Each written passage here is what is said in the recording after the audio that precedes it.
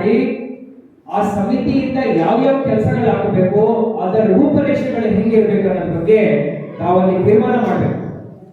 ಈ 3 ದಿವಸದ ಕೆಲಸ ಆದ ನಂತರ 4ನೇ ದಿವಸ ನಾನು ಮತ್ತೆ ಮಾನ್ಯ ಶಾಸಕರಿಬ್ಬರು ಕೂತ್ಕೊಂಡು ಎಲ್ಲ ಅಧಿಕಾರಿಗಳ ಜೊತೆ ತಮ್ಮ ಸಲಹೆಗಳು, ತಮ್ಮ ಉಪಸಮಿತಿಗಳಿಂದ ಏನೇನು ಸಲಹೆಗಳು ಬಂದಿದ್ದಾವೆ ಅದನ್ನು ಫೈನಲ್ ಮಾಡಿ ನಮ್ಮ ಬಜೆಟ್ ಅಲ್ಲಿ ಯಾವ್ಯಾವ ಕೆಲಸಗಳು ಮಾಡಲಿಕ್ಕೆ ಆಗುತ್ತೆ, ಬಜೆಟ್ ಅವಶ್ಯಕತೆ ಇಲ್ಲದ ಕೆಲಸಗಳು ಸಾಕಷ್ಟು ಇರುತ್ತೆ, ಅವೆಲ್ಲಾನು ನಾವು ಮಾಡಬೇಕು.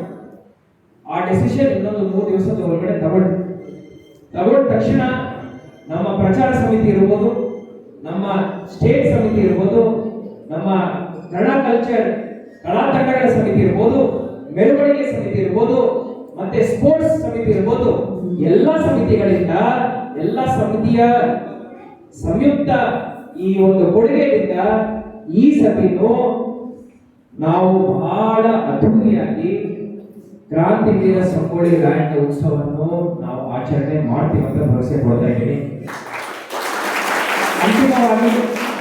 ಅಂತಿಮವಾಗಿ ಈಗ ಒಂದು 10 ಪಾಯಿಂಟ್ ಅಂತ ಅವೆಲ್ಲರೂ ಹೇಳಿದ್ರು. ಓರಿಮೆಂಟ್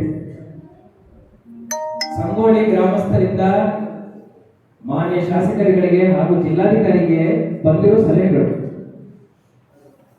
ಡೊಳ್ಳು ಕುಣಿತ ಮೊದಲನೇ ಸಲಹೆ, ಲೈಟಿಂಗ್, ತೋರಣಗಳ ಮೇಲೆ ಹೂವಿನ ಅಲಂಕಾರ, ಸ್ಟೇಜ್ ಸೌಂಡ್ ಲೈಟ್ ಚೆನ್ನಾಗಿರ್ಬೇಕು, ಮಹಿಳೆಯರು ಪುರುಷರ ಕುಸ್ತಿಪಟುಗಳನ್ನು ನಾವು ಆಹ್ವಾನಿಸಬೇಕು, ಫಿಲಿಂ ಆಕ್ಟರ್ಗಳನ್ನು ಆಹ್ವಾನಿಸಬೇಕು, ಆನೆಗಳು ಮತ್ತೆ ಡಿಜೆ 3 ಗಂಟೆ ತನಕ ಪ್ರೋಗ್ರಾಮ್ ನಡೆಸಬೇಕು. ಪ್ರಚಾರ ಮಾಡಲಿಕ್ಕೆ ಸಮಯ ಇಲ್ಲ, ಚೇರ್ಸ್ ಅಭಾವ ಇರುತ್ತೆ.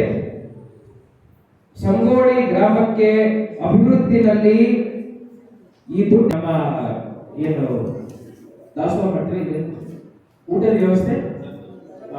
ವ್ಯವಸ್ಥೆ ಒಬ್ಬ ಯಜಮಾನರು ಹೇಳಿದ್ರು, ಅದನ್ನು ಮಾಡಬೇಕು.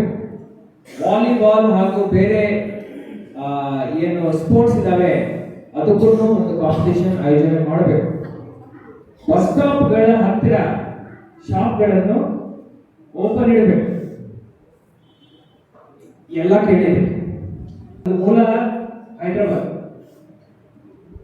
ಆದ್ರೂ ಈ ಭೂಮಿ ಬಗ್ಗೆ ಎಷ್ಟು ಹೆಮ್ಮೆ ಅನಿಸ್ತಾ ಇದೆ ಅಂದ್ರೆ, ಆ ಹೆಮ್ಮೆ ಈ ಸಲಹೆಗಳಲ್ಲಿ ನನಗೆ ಕಾಣ್ತಾ ಇರಲಿಲ್ಲ. ನಾನು ಟೀಕೆ ಮಾಡ್ತಾ ಇಲ್ಲ, ತಪ್ಪು ತಿಳ್ಕೋಬೇಡಿ. ತಮ್ಮ ಜಿಲ್ಲಾಧಿಕಾರಿಯಾಗಿ ಹೇಳ್ತಾ ಇದ್ದೆ, ತಮ್ಮ ಉಪಸಮಿತಿಗಳಲ್ಲಿ 1-2 ನಿಮಿಷ ನಾವು ಯೋಚನೆ ಮಾಡಿ ಏನ್ ಮಾಡಬಹುದು. ಮಕ್ಕಳು ಇಷ್ಟು ಜನ ಇದ್ದಾರೆ, ಅವರು ನಾವು ಏನ್ ಹೇಳ್ತಾ ಇದ್ದೀವಿ, ಈ ಮೈಕ್ ಮೇಲೆ ಏನ್ ಮಾತಾಡ್ತಾ ಇದ್ದೀವಿ.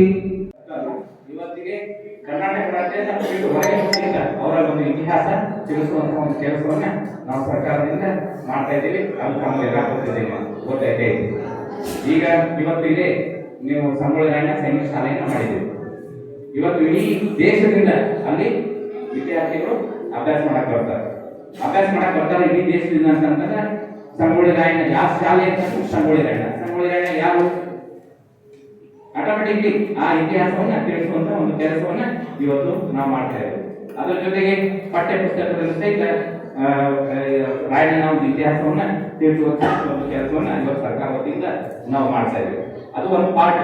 ಆದ್ರೆ ಇವತ್ತು ನಾವು ಉತ್ಸವ ಯಾವ ರೀತಿ 2 ದಿವಸ ಪ್ರತಿ ವರ್ಷ ಮಾಡ್ತೀವಿ ಆ ರೀತಿ ಅದ್ರೊಳಗೆ ಎಲ್ಲರೂ ನೋಡ್ಬೋದು, ಜನ ಕಾರ್ಯಕ್ರಮ ನೋಡಿ ಹೋಗ್ಯಾರ ಅಂತೇಳಿ. ಮತ್ತೆ ಇನ್ನೊಂದು ಏನು ಉದ್ದೇಶ ಅಂತಂದ್ರೆ ಸಂಗೊಳ್ಳಿ ರಾಯಣ್ಣ ಪ್ರಾಧಿಕಾರ ಆಗೈತಿ. ಸಂಗೊಳ್ಳಿ ರಾಯಣ್ಣ ಪ್ರಾಧಿಕಾರ ಆಗೈತೆ ಅಂತಂದ್ರೆ ಏನಾಗಿಬಿಡುತ್ತೆ, ಸೈನಿಕ ಕೂಡ ರಾಜ್ಯ ಅಷ್ಟಕ್ಕೆ ಸೀಮಿತ ಆಗಿಬಿಡುತ್ತೆ. ನಮ್ಮ ಸಂಗೊಳ್ಳಿ ಗ್ರಾಮ ಏನೈತಿ ಅಭಿವೃದ್ಧಿ ಒಳಗೆ ಕುಂಠಿತ ಆಗಿಬಿಡುತ್ತೆ, ಹಿಂದೆ ಹೋಗ್ಬಿಡುತ್ತೆ. ಅಭಿವೃದ್ಧಿ ಹೊಂದಬೇಕಂದಿಲ್ಲ, ಎಲ್ಲರೂ ಬರ್ತಾರ ಆ ಕಡೆ ಈ ಕಡೆಯಿಂದ ಸಂಗೊಳ್ಳಿ ರಾಯಣ್ಣ ಜನ್ಮಸ್ಥಳ ಅಂತ ಬರ್ತಾರ.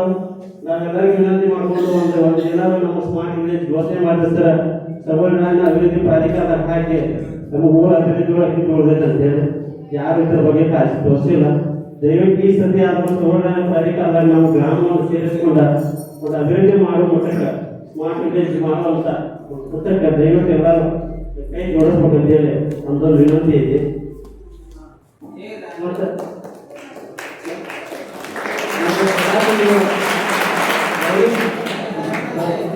ಕಲಾತಂಡಗಳು ಬಂದ ಸರ್, ಕಲಾತಂಡಗಳು ವಿಶೇಷ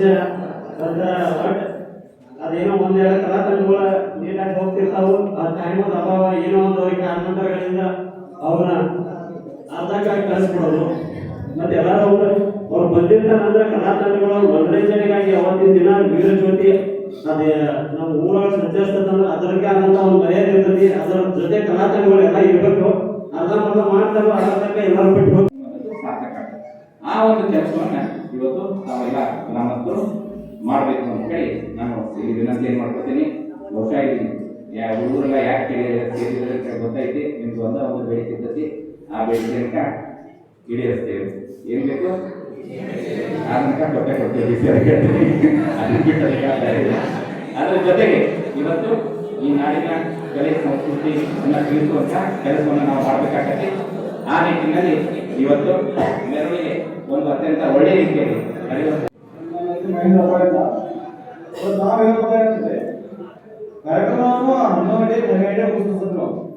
ನೈಟ್ ಪೂರ್ತಿ 3 ಗಂಟೆ ಮುಗಿಸ್ಬೇಕು. ಮುಂದೆ ಇಲ್ಲಿ ಬಸವಪೇಟೆ ಅಂಗಡಿಗಳೆಲ್ಲ ಪೊಲೀಸ್ ಸ್ಟಾಫ್ ಅವರು ಬಂದ್ಬಿಡ್ತಾರೆ ಅಂಗಡಿಗಳು.